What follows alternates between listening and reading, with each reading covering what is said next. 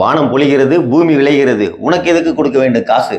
என்னோட கார் ஓட்ட வந்தாயா, அல்லது வாடகை தான் கொடுத்தாயா, அல்லது என் காருக்கு 1000 ரூபாய்க்கு பெட்ரோல் தான் போட்டாயா? உனக்கு எதுக்கு என் காசை நான் விட்டு கொடுப்பது அப்படின்னு ஒரு பெரிய அளவுக்கு போராட்டம் பண்ற அளவுக்கு ஒரு காரை புக் பண்ணி அதுக்கு ரீஃபண்ட் வாங்குறதுக்கு பெரிய பிரச்சனையெல்லாம் பண்ணி ஒரு பணத்தை வாங்கியிருக்கிறோம். இந்த வீடியோவோட மோட்டோ என்னன்னா, இதே மாதிரி எங்களை மாதிரி யாராவது கார் புக் பண்ணி ரீஃபண்ட் வாங்குறதுக்கு சிரமப்பட்டீங்க அப்படின்னா அதை எப்படி வாங்கணும் அப்படிங்கிறது தான்.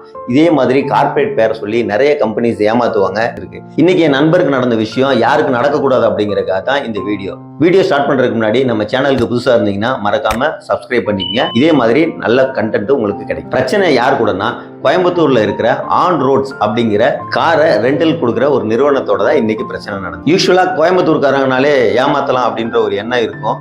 அதுதான் பரவாயில்ல நடந்துட்டும் இருக்கு. ஆனா இன்னைக்கு கோயம்புத்தூர்காரரே நம்மளை ஏமாத்துறாரு அப்படிங்கிறத எந்த வழியிலே ஏத்துக்க முடியும். இது நம்ம ஊர்ல மட்டும் இல்ல, எல்லா ஊர்லயுமே பிரச்சனை இருக்கு. நிறைய பேர் இதை வெளியில சொல்றது இல்ல. நாம நடந்த பிரச்சனையை இன்னைக்கு வெட்ட வெளிச்சத்துக்கு கொண்டு வரணும் அப்படிங்கிறதுக்காக தான் இன்னைக்கு வீடியோ எடுக்கிறோம். சம்பவம் எங்க இருந்து ஆரம்பிச்சது அப்படின்னா, நம்மளோட நண்பர் ஆகஸ்ட் 2ஆம் தேதி ஃபேமிலியோட கேரளா போகணும் அப்படின்னு சொல்லிட்டு ஒரு கார் புக் பண்றாரு, ரெண்டல் கார். அதாவது செல்ஃப் டிரைவிங் கார். நம்ம வாடகைக்கு டிரைவர் இல்லாம நம்மளே செல்ஃபா எடுத்துக்கிற மாதிரி ஒரு கார் நிறுவனம். அதுக்கு 1000 ரூபாய் கட்டி ஒரு புக் பண்றாரு. அதையும் கூகுள் பேல பண்றாரு. அதுக்கான ரெக்கார்டு வச்சிருக்காரு. ஃபேமிலியோட போகணும் அப்படிங்கறதுக்காக எர்டிகா 7 சீட்டர் கார் புக் பண்றாரு. ஒரு வாரத்துக்கு முன்னாடி வரைக்கும் நீங்க கார் ஏதாவது சேஞ்ச் பண்ணிக்கலாம் அப்படிங்கிற மாதிரி ஒரு பாலிசி இருந்ததுனால நம்ம நண்பர் என்ன பண்றாரு, எர்டிகாக்கு பதிலா ஒரு ஆல்டோவே போதும், 5 பேர் தானே போறோம்னு ஆல்டோ கார் புக் பண்றாரு. இது வரைக்கும் எந்த பிரச்சனையும் இல்ல. சம்பவம் நடந்த அன்னைக்கு 11ஆம் தேதி இவர் கார் எடுக்கிறதுக்காக காலையில ஃபேமிலியோட போறாரு. அங்க இருக்கிற நார்மல் காமன் ப்ரொசீஜர் எல்லாமே போக, டெர்ம்ஸ் அண்ட் கண்டிஷன்லாம் சொன்னது போக, கார்ல எவ்வளவு பெட்ரோல்ங்கிற எல்லா டேட்டாவும் அவங்க நோட் பண்ணி வச்சுக்குவாங்க. ப்ரீ இன்ஸ்பெக்ஷன் சொல்லுவாங்க. இந்த ப்ரீ இன்ஸ்பெக்ஷன்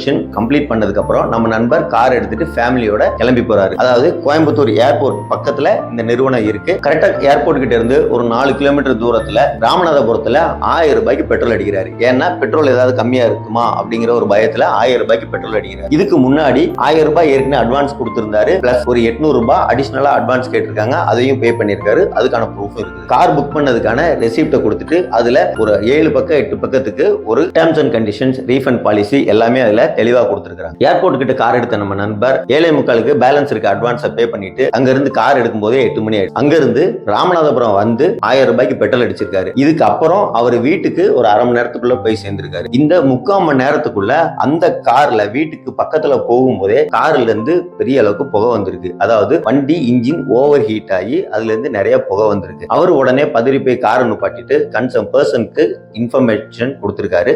இந்த இன்ஃபர்மேஷன் கேட்டதுக்கு அப்புறம் காரை நீங்க ரிட்டர்ன் எடுத்துட்டு வந்துருங்க, எதுவும் இஷ்யூ ஆயிடும் அப்படின்னு சொல்லி அவங்க தரப்புல சொல்லியிருக்காங்க. நம்ம நண்பரும் உடனே ஃபேமிலியை கூட்டிட்டு வந்த வழியிலேயே அப்படியே திரும்பி போய் காரை நிப்பாட்டிட்டு மொத்தமாவே ஒரு 11 கிலோமீட்டர் தான் அவர் டிராவல் பண்ணியிருக்காரு. இந்த டிராவல்குள்ளேயே இவ்வளவு பிரச்சனை நடந்து முடிஞ்சிருக்கு. இதுக்கப்புறம் சரி நம்ம போற விஷயம் நல்லதா நடக்கல, அதனால ட்ரிப்பை கேன்சல் பண்ணிடலான்னு ட்ரிப்பை கேன்சல் காரை இவங்க கொடுத்துட்டு இவங்க வீட்டுக்கு போறதுக்கு ரெடி ஆயிடுச்சு. இந்த இடத்துல கூட அந்த கார் கம்பெனி அவங்களுக்கு ரோடு வரைக்கும் போறதுக்கு, அதாவது அவங்களோட நிறுவனத்துல இருந்து மெயின் ரோடு போறதுக்கு கிட்டத்தட்ட ஒரு 2 கிலோமீட்டர் இருக்கு. அந்த 2 கிலோமீட்டர் கூட இவங்க எந்த சர்வீஸுமே ப்ரொவைட் பண்ணவே இல்லை. இவங்களே தான் மறுபடியும் ஒரு ஆட்டோ பிடிச்சி மெயின் ரோடு போய் பஸ் ஏற போயிருக்காங்க. கடைசியில இவங்க பஸ்ல தான் போய் சேர்ந்திருக்காங்க. காரை புக் பண்ணி அவங்க புக் பண்ணி கார்ல போக முடியல. அது ஒரு மென்டலா எவ்வளவு ஸ்ட்ரெஸ் இருக்குன்னு ஒரு விஷயத்துக்கு நீங்க கிளம்பி நடக்காத போதுதான் அதோட உண்மையான பெயின் என்னன்றது தெரியும். இது யாராவது ஃபீல் பண்ணீங்கன்னா கமெண்ட்ல சொல்லுங்க. இதே மாதிரி அந்த நண்பருக்கு நடந்தது. இருந்தாலும் கார்ல ஒரு பிரச்சனைனால நம்ம போற காரியங்கள் நடக்கல அப்படின்னு சொல்லிட்டு அவரு ரிட்டர்ன் வீட்டுக்கு போயிட்டாரு. இந்த இடத்துல நடந்த விஷயம் என்ன, அந்த காரோட நிறுவனத்துல வேலை பார்த்த ஊழியர் என்ன சொல்லியிருக்காரு,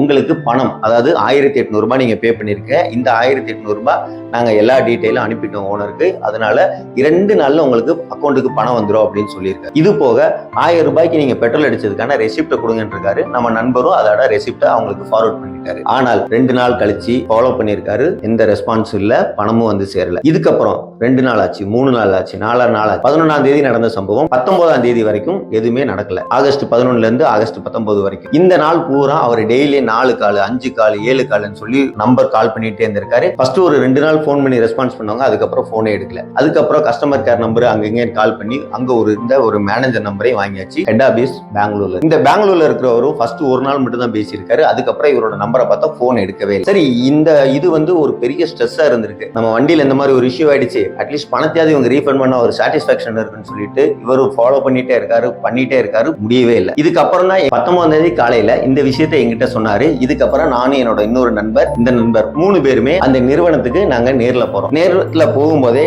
இவரை பார்த்த உடனே ஐடென்டிஃபை பண்ணிட்டாங்க. அதுக்கப்புறம் பணத்தை எப்ப கொடுப்பீங்க நாங்க கேட்க போவோம் இடத்துல. கிட்டத்தட்ட ஒரு அரை மணி நேரம் வெயிட் பண்ணுங்க, நான் பேசிட்டு சொல்றேன். நாங்க அரை மணி நேரம் ஆச்சு, 3/4 மணி நேரம் ஆச்சு, எங்களுக்கு அக்கௌண்ட்டுக்கு பணம் வரவே இல்லை. அதுக்கப்புறமும் நாங்க போய் என்னாச்சு, ஏன் இவ்வளவு நேரம் டிலே பண்றீங்க அப்படின்னு சொல்லி கேட்டதுக்கு அப்புறமும், சார் ஓனருக்கு அனுப்பியிருக்கோம், ஓனர் எப்படினாலும் உங்களுக்கு டைரக்டா அக்கௌண்ட்ல பணம் போட்டுருவார் அப்படின்னு சொல்லி மறுபடியும் ஒரு 20 நிமிஷம் ஆச்சு. அதுக்கப்புறம் 1800 ரூபாய் மட்டும்தான் வந்துச்சு. இவர் ரெசிப்டோட பெட்ரோல் அடிச்ச காசு வரவே இல்லை. இங்கதான் பெரிய அளவுக்கு கான்ட்ரவர்சி ஆனது. ஏன்னா ஏற்கனவே அந்த பணத்தை ரீஃபண்ட் பண்றதுக்கு 2 நாள் ஆகும்னு சொல்லிட்டு 7-8 நாள் இழுத்தடிச்சிட்டாங்க. இது போக நான் 1 hour டைம் ஸ்பெண்ட் பண்ணியிருக்கோம், அந்த பணம் எங்களுக்கு வரவே இல்லை. இதுக்கப்புறம் நடந்த சம்பவம் தான் பெரிய விஷயமா நடந்தது. ஏன்னா நாங்க போலீஸ்க்கு கம்ப்ளைண்ட் பண்ற அளவுக்கு ரைஸ் ஆன பிரச்சனை. இதுக்கப்புறம் அந்த பெங்களூர்ல இருக்கவருக்கு கால் பண்ணி பேசினா, அவரு இந்த நம்பர் உங்களுக்கு யாரு கொடுத்தா அப்படின்னு சொல்லி அவர் நம்பர் வாங்கினது ஒரு பிரச்சனையா பேச ஆரம்பிச்சிட்டாரு.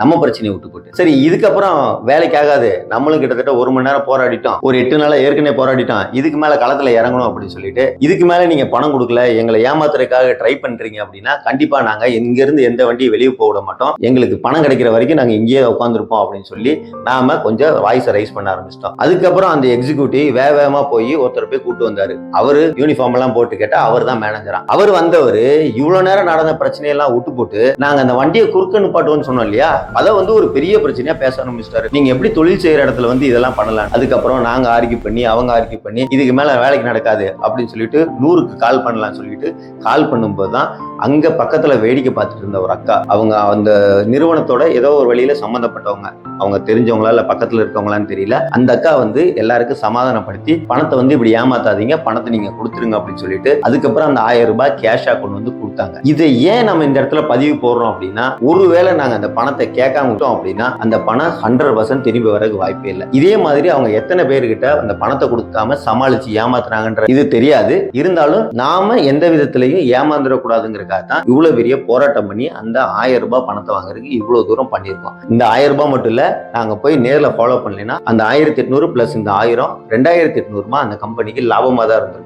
இதுல யாரையுமே பிளேம் பண்ணணும்ன்றது கிடையாது. காரணம் என்னன்னா, இது ஓனருக்கு தெரியும். இந்த சம்பவம் நடந்த அன்னைக்கே இந்த விஷயம் ஓனருக்கு போயிடுச்சு. ஓனரும் கண்டுக்கல, அந்த நிறுவனத்தோட மேனேஜரும் இதை கண்டுக்கல. பிரச்சனை ஆனதுக்கு அப்புறம் தான் கிளம்பி வந்தார தவிர அது வரைக்கும் வீட்டுல தான் உட்காந்துட்டு இருந்தாரு. பக்கத்துல தான் அவரோட வீடு இருந்தது. இதுக்கப்புறம் வேடிக்கை பார்த்துட்டு இருந்தாங்க. கிட்டத்தட்ட ஒரு 50-60 பேர் இந்த பிரச்சனை வேடிக்கை பார்த்துட்டு இருந்தாங்க. யாருமே என்ன பிரச்சனைன்னு கூட கேட்டுக்கிறதுக்கு ரெடியா இல்லை. அவங்க கேட்கணுன்ற கட்டாயமும் கிடையாது. நம்மளோட பிரச்சனைக்கு நாம தான் போராடணும். இந்த விஷயத்தை பத்தி உங்களோட கருத்துக்கள், இந்த இடத்துல நாங்க பண்ணது ஏதாவது தப்பு இருந்தது அப்படின்னா மறக்காம சுட்டி காட்டுங்க. இதே மாதிரி ஏதாவது பிரச்சனை வந்தது அப்படின்னா தைரியமா இறங்கி நின்று கேள்வி கேளுங்க. இதே மாதிரி எல்லா கேள்வி கேட்க வைக்கணும் இந்த வீடியோவை நான் போஸ்ட் பண்றேன். மறக்காம இந்த விஷயத்தை உங்களோட ஃப்ரெண்ட் சர்க்கிள்ல யாருக்காவது இந்த மாதிரி சம்பவம் நடக்காம இருக்கணும்னா அவேர்னஸோட இருக்கணும், அவங்களுக்கு இந்த விஷயத்தை ஷேர் பண்ணி. இந்த விஷயத்துல நீங்க இன்னொரு விஷயமும் புரிஞ்சுக்கணும். இது எல்லாத்துக்குமே நமக்கு ப்ரூஃப் இருந்தது. அவங்க பணம் போட்டிருந்தது, அவங்க கிட்ட ரெசிப்ட் வாங்கினது, டாக்குமெண்ட் வாங்கினது, எல்லாத்துக்குமே நம்ம கிட்ட ப்ரூஃப் இருந்தது. அதே மாதிரி பெட்ரோல் அடிச்சது கூட 1000 ரூபாய் கூகுள் பேல தான் நம்ம அடிச்சிருந்தோம். அதனால எல்லா டாக்குமெண்ட்டும் இருந்தது. இதுல இன்னொன்னு என்னன்னா, அந்த எக்ஸிக்யூட்டிவ் காரை கொண்டு போய் ரிட்டர்ன் கொடுக்கும்போது கூட உங்களுக்கு பெட்ரோலோட காசை நாங்கள் ப்ராசஸ் பண்ணி கொடுக்குறோம் அப்படின்னு சொல்லி ப்ராமிஸ் பண்ணியிருக்காரு. ஆனால் நாங்கள் போகும்போது நான் அப்படி சொல்லவே இல்லை, உங்களுக்கு அவ்வளோ தூரம் அக்கறை இருந்ததுன்னா நீங்கள் அந்த பெட்ரோலை உறிஞ்சிட்டு போங்க அப்படின்னு ரொம்ப தெனாவட்டா பேசினார். அது எப்படி ஒரு காரில் இருக்கிற 10 லிட்டர் பெட்ரோலை உரிய முடியும் அப்படின்றது எனக்கு தெரியல. இந்த சம்பவத்தை பற்றின உங்களோட கருத்து என்னன்றதை எனக்கு கமெண்ட்ல சொல்லுங்க, நானும் தெரிஞ்சுக்கிறேன். நீங்கள் கார் ஏதாவது ரெண்டலுக்கு எடுக்கிறீங்க அப்படின்னா அந்த வண்டியோட லீகல் டாக்குமெண்ட் கரெக்டாக இருக்கா, வண்டியில் இருக்கிற மெக்கானிக் ஐட்டம் எல்லாம் கரெக்டாக இருக்கா அப்படின்னு ஒன்ஸ் நீங்கள் ஒரு 2-3 கிலோமீட்டர் ஓட்டி பார்த்து அதுக்கப்புறமா கார் எடுத்துட்டு போங்க. இது உங்களோட சேஃப்டியா என்ஹான்ஸ் பண்ணி கொடுக்கும்.